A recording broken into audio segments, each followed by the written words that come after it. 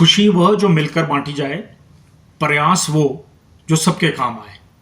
देश के प्रधानमंत्री नरेंद्र मोदी ने शपथ लेने के पश्चात सर्वप्रथम आज देश के किसानों को किसान सम्मान निधि की 17वीं किश्त समर्पित की है, जो ना तो किसी जाति, ना किसी धर्म, ना संविधान को खतरा बताकर बांटी गई है।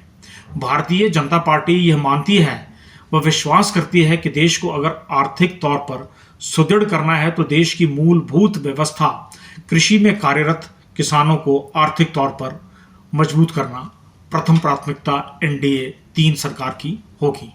ये साबित भी किया है आपको 17वीं किश्त समर्पित करके। लेकिन देश के सामने अनेक चुनौतियां भी उभर कर आ रही हैं। विदेशी ताकतें एक चुनौती के रूप में उभर रही हैं।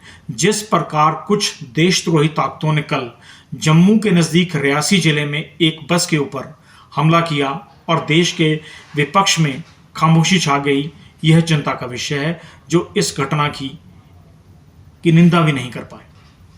हमारे सांसद कंगना रनौत के साथ हुई बदतमीजी को बहादुरी में परिवर्तित करने वाली विचारधारा एक गंभीर संदेश दे रही है, जिसे पूरे राष्ट्र को समझना होगा। केवल पड़ोसी राज्य पंजाब में प्रधानमंत्री किसान सम्मान निधि योजना के अंतर्गत 22,93,000 लाभार्थी आते हैं।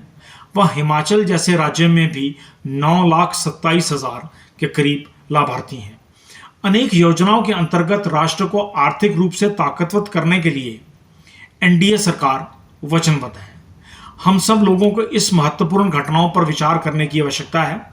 देश के आर्थिक रूप से सुदृढ़ करने में हम सब को मिलकर काम करना होगा, क्योंकि देश का विरोध करने वाली ताकतें कोई यहाँ की सभ्यता, संस्कृति, मूल विचारधारा से कुछ भी संबंध नहीं रखती हैं।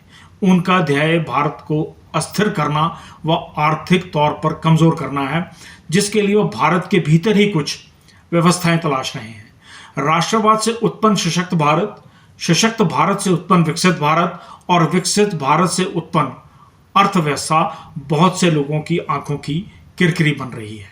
और वही ताकतें आपसे और हमसे पूछती हैं, ये भारत माता कौन है।